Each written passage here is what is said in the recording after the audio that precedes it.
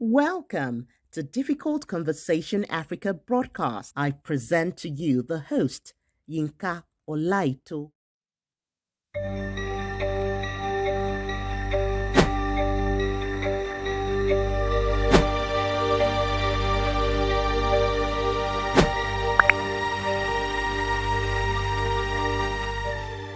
Another killing, another headline, another silence, and another statement.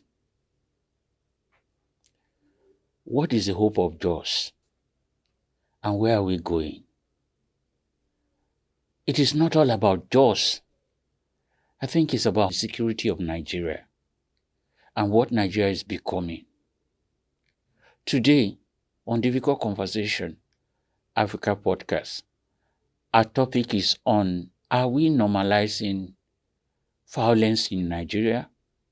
And we're looking at the Jos question. How long will be too long for Nigerians?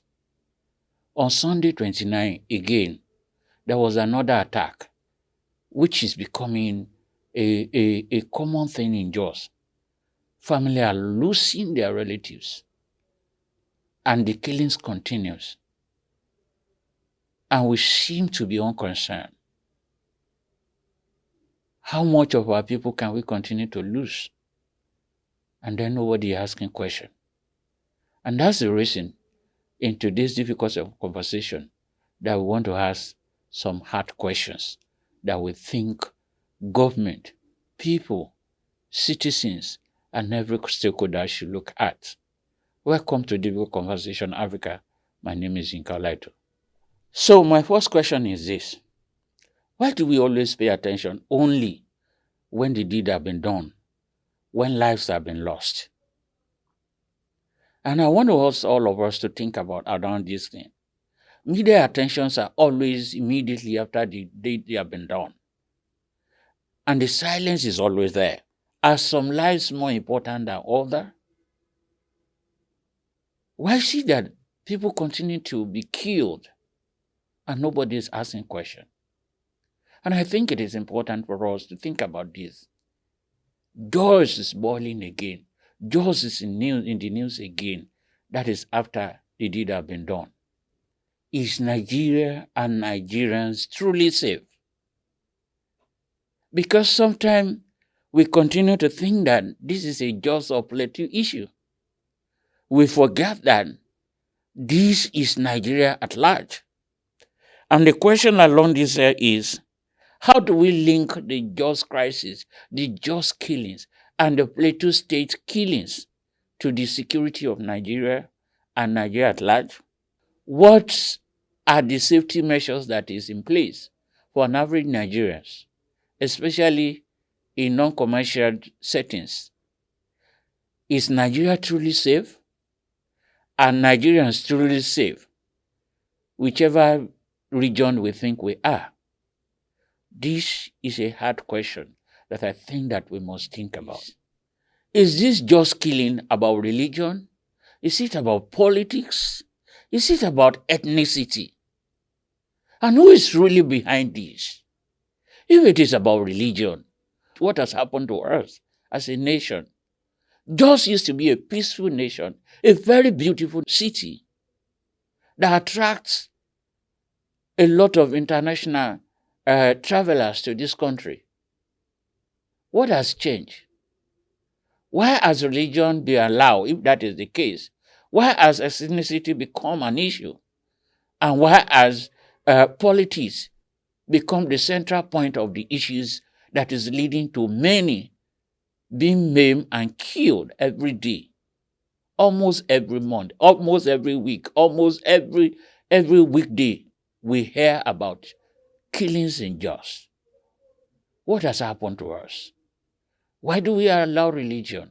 Why do we allow ethnicity or whatever it is to begin to shape and to make us really, really, really a bastard of a nation? The third hard question for me and for some of the people that are around me is the silence of the powerful.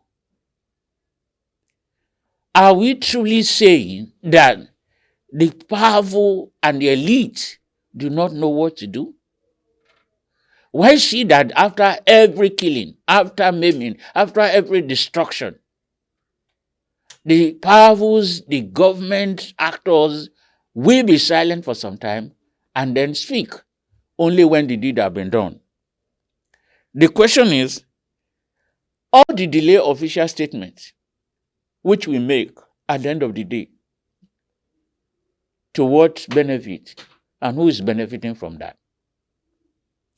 Other thing that we can also consider around that is performative condolences that we offer.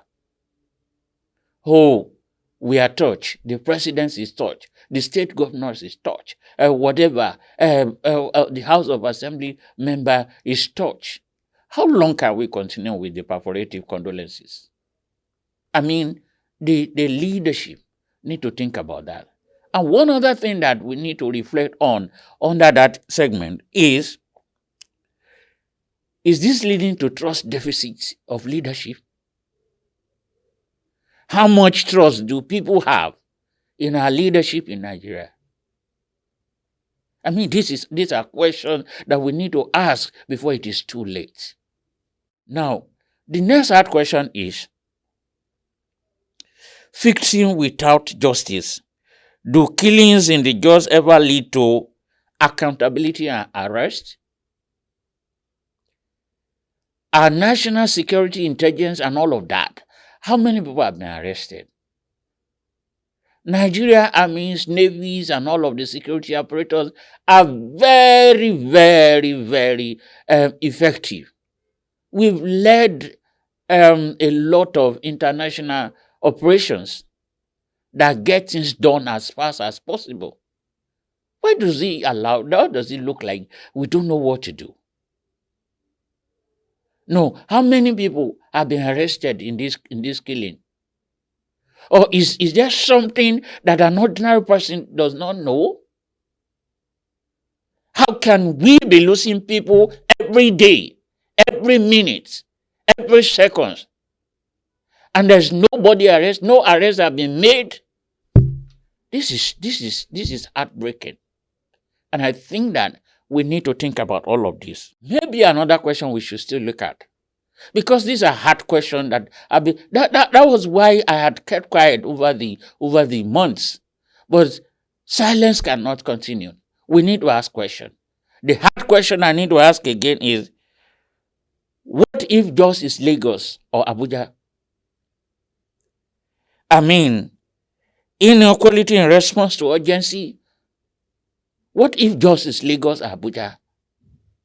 And this killing had continued like this? Will our elites, our leaders, have kept quiet?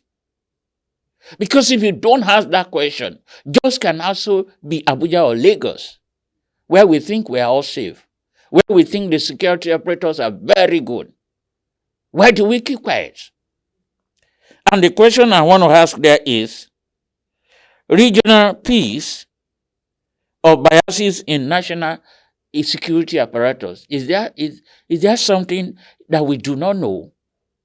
Is there something that we need to ask ourselves about regional peace, regional biases, and silence from other regions, thinking that it is not of my concern?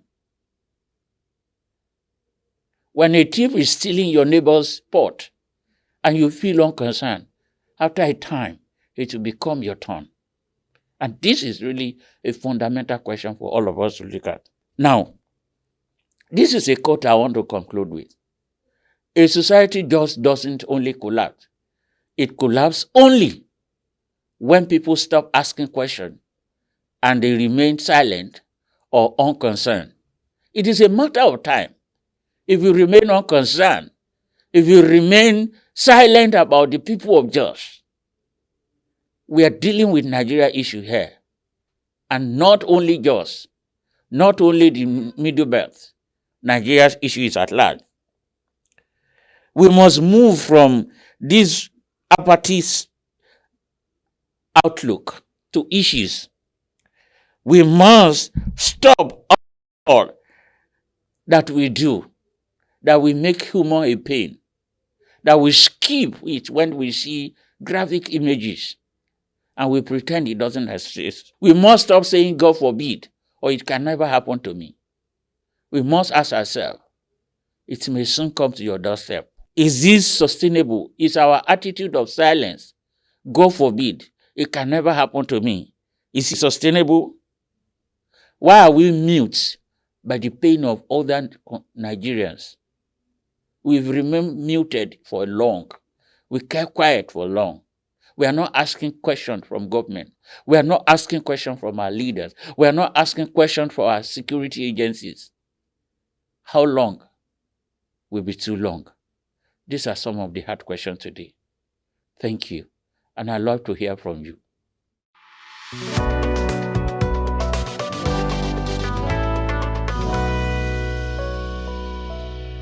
Thank you for listening to this episode. For inquiry, please send an email to info@difficultconversationafrica.org. Telephone 0809